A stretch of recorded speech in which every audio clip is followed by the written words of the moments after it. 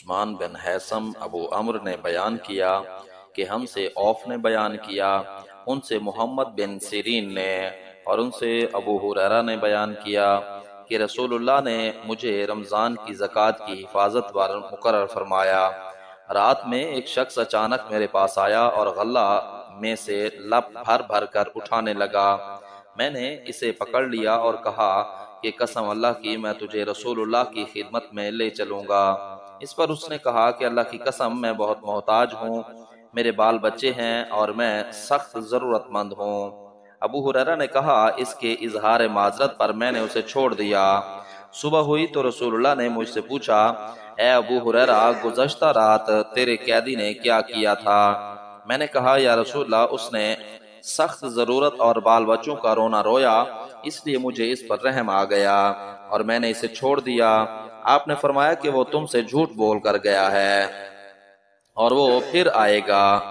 رسول اللہ نے اس فرمانے کی وجہ سے مجھ کو یقین تھا کہ وہ پھر ضرور آئے گا، اس لیے میں اس کی طاق میں لگا رہا، اور جب وہ دوسری رات آ کے پھر غلہ اٹھانے لگا تو میں نے اسے پکڑا اور کہا کہ تجھے رسول اللہ کی خدمت میں حاضر کروں گا، لیکن اب بھی اس کی وہی التجا تھی کہ مجھے چھوڑ دے، میں محتاج ہوں، بال بچوں کا بوجھ میرے سر پر ہے، اب میں کبھی نہ آؤں گا۔ مجھے رحم آ گیا اور میں نے اسے چھوڑ دیا۔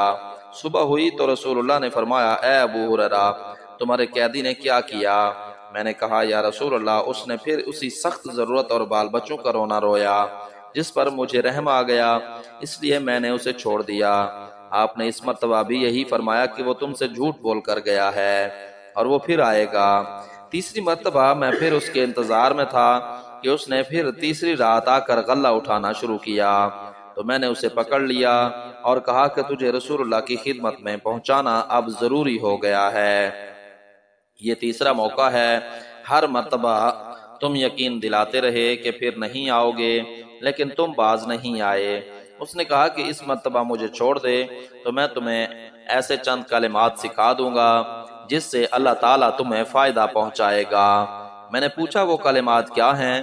اس نے کہا جب تم اپنے بستر پر لیٹنے لگو تو آیت الکرسی اللہ لا الہ الا هو الحی القیوم پوری پڑھ لیا کرو۔ ایک نگراں فرشتہ اللہ تعالیٰ کی طرف سے برابر تمہاری حفاظت کرتا رہے گا اور صبح تک شیطان تمہارے پاس کبھی نہیں آ سکے گا۔ اس مرتبہ بھی پھر میں نے اسے چھوڑ دیا۔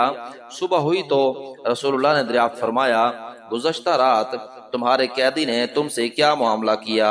میں نے عرض کیا یا رسول اللہ اس نے مجھے چند کلمات سکھائے اور یقین دلایا کہ اللہ تعالیٰ مجھے اس سے فائدہ پہنچائے گا، اس لیے میں نے اسے چھوڑ دیا۔ آپ نے دریافت کیا کہ وہ کلمات کیا ہیں؟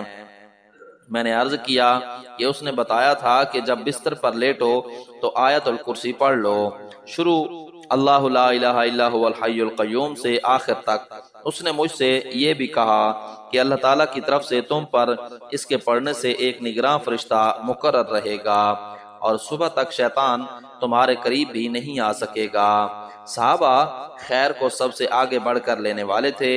نبی کریم نے ان کی یہ بات سن کر فرمایا کہ اگرچہ وہ جھوٹا تھا لیکن تم سے یہ بات سچ کہہ گیا ہے۔ اے ابو ہریرہ تم کو یہ بھی معلوم ہے کہ 3 راتوں سے تمہارا معاملہ کس سے تھا؟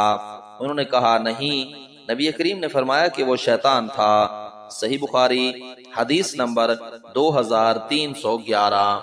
ہم سے اسحاق بن راہویہ نے بیان کیا، ان سے یحییٰ بن صالح نے بیان کیا، ان سے معاویہ بن سلام نے بیان کیا، ان سے یحییٰ بن ابی کثیر نے بیان کیا کہ میں نے عقبہ بن عبد الغافر سے سنا اور انہوں نے ابو سعید خدری سے، انہوں نے بیان کیا کہ بلال نبی کریم کی خدمت میں برنی کھجور کی ایک عمدہ قسم لے کر آئے۔ نبی کریم نے فرمایا کہ یہ کہاں سے لائے ہو؟ انہوں نے کہا کہ ہمارے پاس خراب کھجور تھی، اس کے 2 سا اس کے 1 سا کے بدلے میں دے کر ہم اسے لائے ہیں تاکہ ہم یہ آپ کو کھلائیں۔ آپ نے فرمایا توبہ توبہ، یہ تو سود ہے، بالکل سود، ایسا نہ کیا کر، البتہ اچھی کھجور خریدنے کا ارادہ ہو تو خراب کھجور بیچ کر اس کی قیمت سے عمدہ خریدا کر۔ صحیح بخاری حدیث نمبر 2312۔ ہم سے قتیبہ بن سعید نے بیان کیا، کہا کہ ہم سے سفیان بن عیینہ نے بیان کیا، ان سے عمرو بن دینار نے، انہوں نے کہا کہ عمرو نے صدقہ کے باب میں جو کتاب لکھوائی تھی، اس میں یوں ہے کہ صدقے کا متولی اس میں سے کھا سکتا ہے اور دوست کو کھلا سکتا ہے، لیکن روپیہ نہ جمع کرے۔ اور عبداللہ بن عمر اپنے والد عمر کے صدقے کے متولی تھے، وہ مکہ والوں کو اس میں سے تحفہ بھیجتے تھے جہاں آپ قیام فرمایا کرتے تھے۔ صحیح بخاری حدیث نمبر 2313۔ ہم سے ابو الولید نے بیان کیا، انہوں نے کہا کہ ہم کو لیث بن سعد نے خبر دی، انہیں ابن شہاب نے، انہیں عبید اللہ نے، انہیں زید بن خالد اور ابو ہریرہ نے کہ نبی کریم نے ابن زحاق اسلمی سے فرمایا، اے انیس اس خاتون کے یہاں جا، اگر وہ زنا کا اقرار کر لے تو اسے سنگسار کر دے۔ صحیح بخاری حدیث نمبر 2314، صحیح بخاری حدیث نمبر 2315۔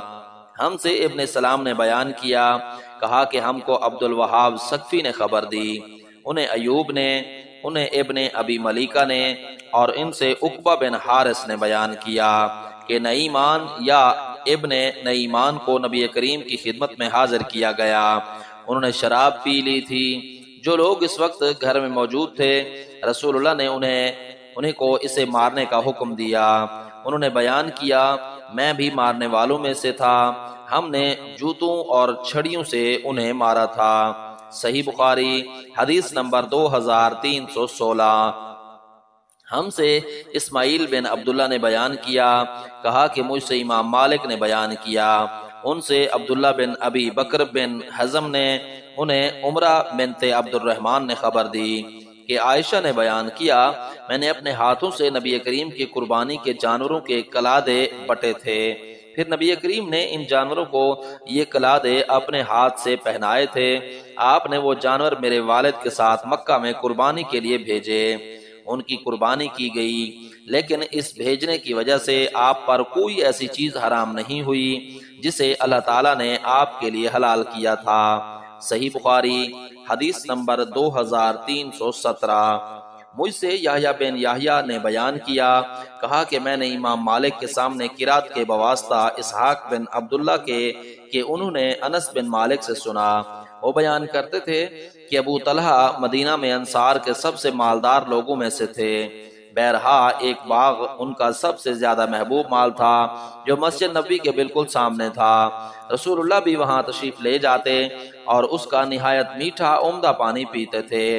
پھر جب قرآن کی آیت لن تنالوا البر حتی تنفقوا مما تحبون اتری، تم نیکی ہرگز نہیں حاصل کر سکتے جب تک نہ خرچ کرو اللہ کی راہ میں وہ چیز جو تمہیں زیادہ پسند ہو، تو ابو طلحہ رسول اللہ کی خدمت میں آئے اور عرض کیا، یا رسول اللہ تعالیٰ نے اپنی کتاب میں فرمایا ہے لن تنالوا البر حتی تنفقوا مما تحبون، اور مجھے اپنے مال میں سب سے زیادہ پسند میرا یہی باغ بیرہا ہے، یہ اللہ کی راہ میں صدقہ ہے، اس کی نیکی اور ذخیرہ ثواب کی امید میں صرف اللہ تعالیٰ سے رکھتا ہوں، بس آپ جہاں مناسب سمجھیں اسے خرچ فرما دیں۔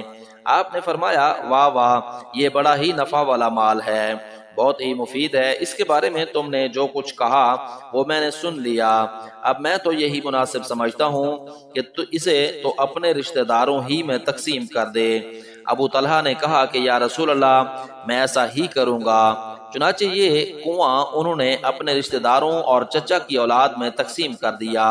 اس روایت کی مطابقت اسماعیل نے مالک سے کی ہے اور روح نے مالک سے لفظ رائح کی بجائے رابح نقل کیا ہے۔ صحیح بخاری حدیث نمبر 2318۔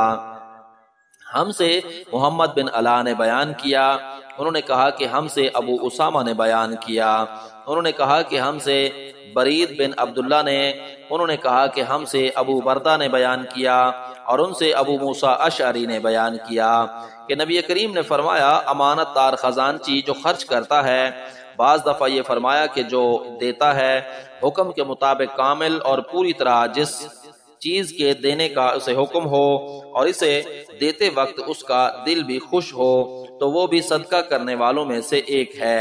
صحیح بخاری حدیث نمبر 2319۔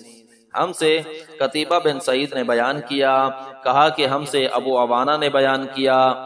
دوسری سند اور مجھ سے عبد الرحمن بن مبارک نے بیان کیا، ان سے ابو عوانہ نے بیان کیا، ان سے قتادہ نے، اور ان سے انس بن مالک نے کہ رسول اللہ نے فرمایا، کوئی بھی مسلمان جو ایک درخت کا پودا لگائے یا کھیتی میں بیج بوئے، پھر اس میں سے پرند یا انسان یا جانور جو بھی کھاتے ہیں وہ اس کی طرف سے صدقہ ہے۔ مسلم نے بیان کیا کہ ہم سے ابان نے بیان کیا، ان سے قتادہ نے بیان کیا، اور ان سے انس نے نبی کریم صلی اللہ علیہ وسلم کے حوالہ سے۔ صحیح بخاری حدیث نمبر 2320۔